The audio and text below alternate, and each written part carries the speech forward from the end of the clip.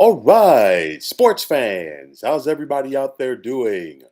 William Martin coming at you one more time here on YouTube with another edition of the 300 Pounds of Sports Knowledge podcast. Now, with the All Star game in the rearview mirror, it's time to get started for the second half of this Major League Baseball season.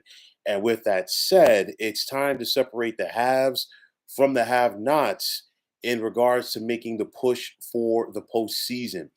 Now, I want to start off with the American League East as the New York Yankees are on cruise control, and nobody in that division is going to catch them. You're looking at the Yankees right now, they currently have a 13-game lead over their closest competitor and the second place Tampa Bay Rays. Now, this is still the most competitive division in baseball, as all five teams ended the first half of the season at least at 500. And that's, to me, I think that's going to make things very interesting in the wild card race, because I think once again, we are going to see multiple teams from the American League East reach the postseason. And with that said, so far, the Baltimore Orioles have been the surprise of this year so far. Baltimore, they're 46 and 46. You think about it, three times in the last 4 years, they've lost at least 100 games. And this young Orioles team is turning things around, and they're believing in themselves, and they could be a factor in this race in the second half. Now, you look at the Toronto Blue Jays, and I talked about this last week. Will the firing of Charlie Martoyo, their manager, get things turned around for them? I mean, we saw Toronto take 3 out of 4 to finish the regular season, as they took 3 out of 4 against the Kansas City Royals at home, and they've got to try to find a way to really kickstart their second half, because this is a team. Yes, they're in playoff contention, but they have underperformed at times. Now, you look at the Boston Red Sox, they're 2 games behind Toronto for the final wild card spot in the AL. But will the Red Sox be buyers or sellers? And it's interesting because you look at the Red Sox, at times they look good and at times they look bad, but they're right there in the mix. Boston's 48 and 45. They've been an up and down team. And at the end of the day, their record reflects in it. So it's going to be interesting to see how this management team is going to go forward with, what they're going to do with this squad for the rest of the year. Are they going to be all in, or are they going to start looking towards 2023? We'll have to wait and see. The Tampa Bay Rays, I alluded to, they're in second place in this division. This is a squad that won 100 games last year. They're probably going to win 90 games again this year, but they're just going to fly under the radar. They've been taking care of their business. And I mean, it's one of those where the Rays, they're not a team loaded with stars. And then on top of that, you think about what the Yankees have been doing so far in that division. So, of course, nobody's really going to talk about the Rays, but this is a team. They're 51 and 41. If they were in the AL Central, they'd be in first place and people would be talking about them a little bit different. But nonetheless, Tampa is still continuing to be, a very formidable club. Now, looking at the Central in the American League, you have to ask yourselves, will the Chicago White Sox show up? And the White Sox won this division last year. I picked them to win this division again this year, and they have not so far. They've underperformed. You're talking about a White Sox team, they're 46 and 46. But with that said, they're only 3 games behind the Minnesota Twins for first place in this division. And honestly, the White Sox have actually played worse at times than what their record would reflect at the moment. And with that said, they're still only 3 games out. So at some point, I think things are going to come all together for the Sox and they're going to get on a roll. Will they win this division? Of course, we'll have to wait and see. Now, the Cleveland Guardians, they're also going to have something to say about this division as well. They're just 2 games back of Minnesota. And then, of course, you have the Twins. They've got it together with timely pitching, solid hitting. And you know what? This team is not going to roll over and die. So this is going to be a very interesting race in the AL Central. Now, you look at the West in the American League, and the Seattle Mariners, they finished the first half of the season as the hottest team in baseball. Seattle won their last 14 games to finish off the first half of the season. but will they have enough to catch the Houston Astros? And I say that because you think about the start that the Astros got off to, and then the start that the Mariners got off to as well. And because of both of those dynamics, Houston was able to put a lot of distance between themselves and Seattle.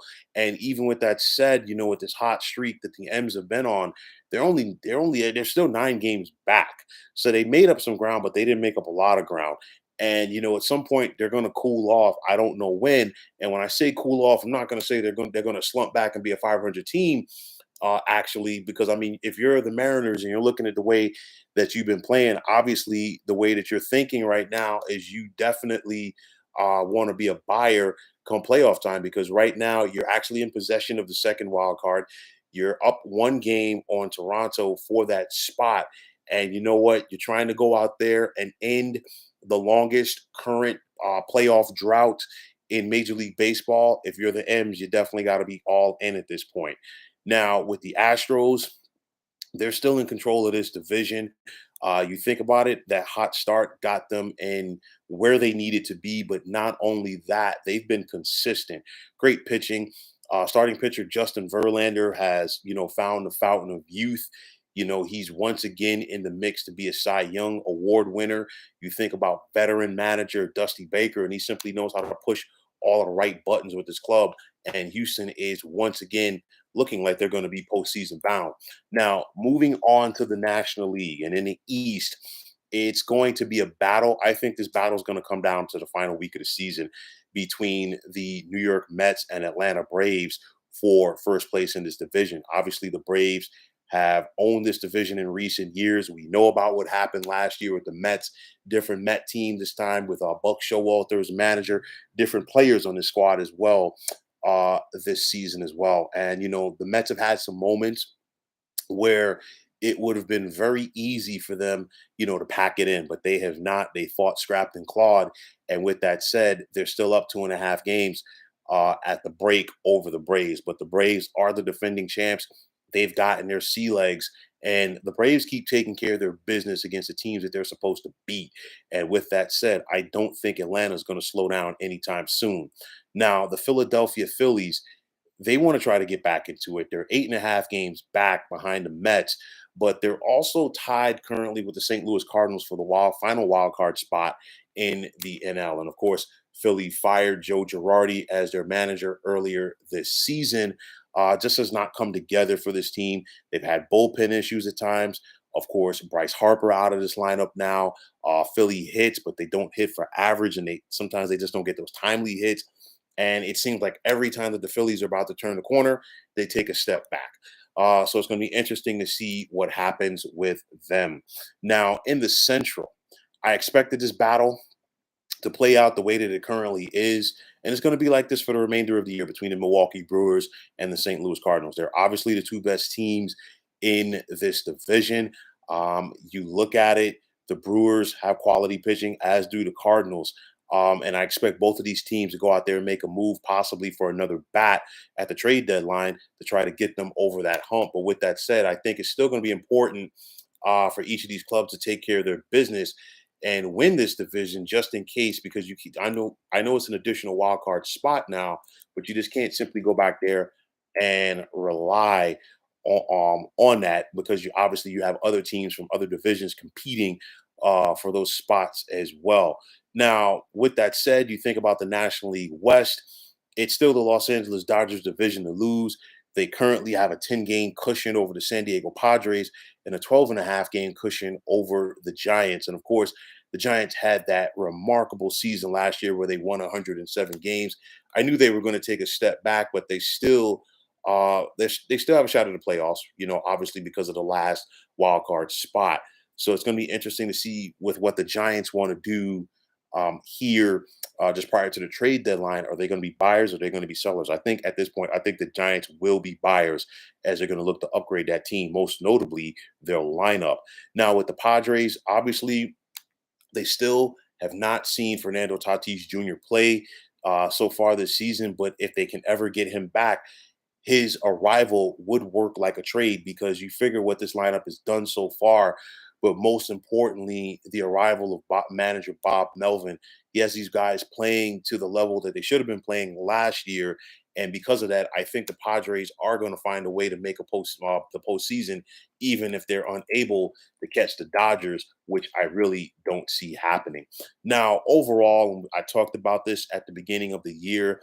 The additional wild card spot is giving plenty of mediocre teams hope, which means we might have less sellers at the trade deadline. I understand what Major League Baseball was trying to do in adding some more excitement to their sport, but at the end of the day, you're just watering it down. And I say that because you have 162 games to see who are truly the better teams and who are truly playoff worthy. And I think they found the right formula by allowing all three division winners, obviously, to get into the postseason, and then two wild cards with a play-in game. Now, I think by adding an additional wild card, you're really just beginning to just really water down the process. So let's see what happens there. But nonetheless, you're going to hear the names of Juan Soto, to me, Madison Bumgarner, Martin Perez, the starting pitcher from the Texas Rangers, Andrew Benintendi, the outfielder from the Kansas City Royals, Josh Bell from the Nationals, and CJ Cron from Colorado Rockies.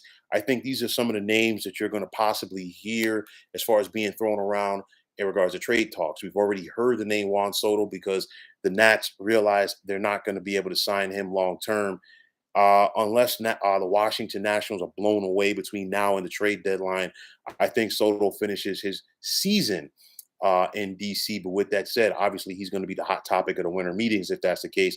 But it's going to come down to, let's see who's going to go out there and make that first move as far as making a trade between now and the trade deadline. And with that said, I think once that happens, the chips are going to fall into play because then it's going to be a mad dash by the contenders to pick up some spare parts. And it's also going to be interesting to see which teams that are currently above 500 or around 500 are going to be the first ones to say, you know what, we really don't have a shot to make the postseason. I don't like our chances, and it's time to be sellers and try to look forward to next year. So there's a lot of interesting dynamics that have to play out. But in regards to who I think makes the playoffs, I think that the Yankees and Astros are locks in the American League. I think both of them win their divisions. They are the two best teams on the junior circuit, but the wild card race is going to be decided to me, I think, by who makes the moves or the best moves at and before the trade deadline. You look at the wild card race right now. I definitely think Tampa gets one of those spots unless something really, really catastrophic happens from their standpoint. I think if they get to 90 games, they definitely get in. Seattle is riding a wave of momentum and they want to keep that going.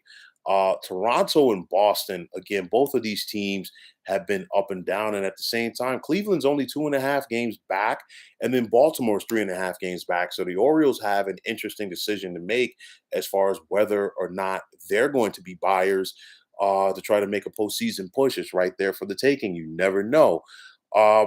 You look at the National League, and I think the Braves and Mets are both going to be in the postseason. It's just a matter of who is going to win that division. The Central might just be a one-team division in the National League, but it's still going to be a dogfight to the very end between the Cardinals and the Brewers, as Milwaukee is currently a half game up on St. Louis at the break.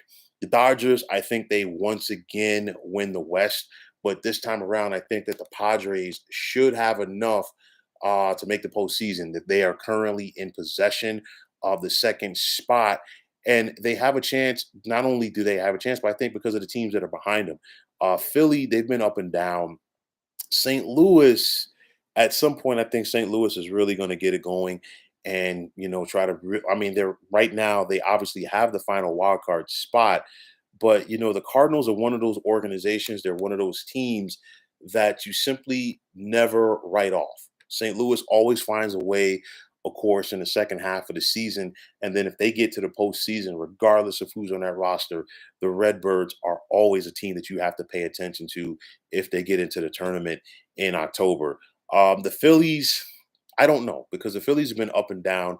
They got to try to find a way to get Bryce Harper back first and foremost, but they got to take care of their business. There's like too many things as far as fundamentals, making errors in the field, um, the bullpen issues which have hurt them at times, and not getting those quality hits consistently, especially when guys on base. So it's going to be a lot of interesting things that play out over the second half. But with that said, I think we are in store for an exciting second half of the season. About 70 or 75 games to go, depending on which teams are out there, and we've got some important games this weekend. Just to kickstart the excitement, the Yankees and Astros have themselves a double header tomorrow at Minute Maid Park, and then the Giants and Dodgers begin a four-game series at Chavez Ravine. And you think about it, and you look at the standings, the Dodgers really have a chance to bury the Giants for the division crown in the West this weekend because the Dodgers are already up 12.5 on San Francisco. And if they're able to go out there and take care of their business, well, if you're the Giants, you have no shot whatsoever as far as being the division champion, at least for 2022. But then moving ahead to Friday, some games to look at. The Yankees and Orioles play each other this weekend. And the Birds, they want to try to keep their momentum going. And the Yankees really want to try to keep that foot on the throttle and show everybody that they're not ready to let anybody, if you will, back into that race in that division. Now, also looking at this weekend, a big one in the National League is you have the San Diego Padres traveling to Flushing to take on the New York Mets. Both of these teams, if the season ended today, they would be postseason bound. And there is a possibility that we could see the Mets and Padres face each other this October. In the American League, you also have the Blue Jays traveling to Fenway to take on the Boston Red Sox. And this is an important one in the wild card race because obviously everybody else in that division who's not named the Yankees, they have to focus on the wild card spot right now. And the thing is, these teams in the American League East are simply beating up on each other. So who's going to get the best out of this series? And it's an important series, even though it's still in the month of July. The Braves have an opportunity to keep beating up on the bad teams as they're hosting the Los Angeles Angels, more than likely sans Mike Trout. The Guardians travel to take on the White Sox, which is going to be an important one in the Central. And then on top of that, the Astros will travel to take on the Mariners. So Houston has to deal with the tough Yankees in a doubleheader at home, and then right after that, they got to hop on a plane and head to Seattle and take on the hottest team currently in Major League Baseball. Good luck with that. But no, with that said, I think we are in store for some exciting action here in the second half of the season. I think all eyes are going to be on what happens between now and the trade deadline, and then of course after that, what happens towards all of these clubs trying to make that coveted postseason push. So, folks, that is going to wrap it up. And as always, I want to take this time out to thank you for tuning into the 300 Pounds of Sports Knowledge podcast here on YouTube. I want to take the time out to thank all of you fine folks out there for tuning in. And if you have not already, please feel free to subscribe to this channel. Now, if you're on Twitter, please feel free to follow me at 300 Pounds of Sports. And like I always say, if you follow me, it will be my pleasure to follow you right back. There's also the sports discussion group on Facebook at the Sports Depot 365. You can check it out. Drop a line and be a part of one of the better sports debating sites going on social media. So once again, fine folks, my name is William Martin. I am signing off, saying take care and have yourselves a wonderful day.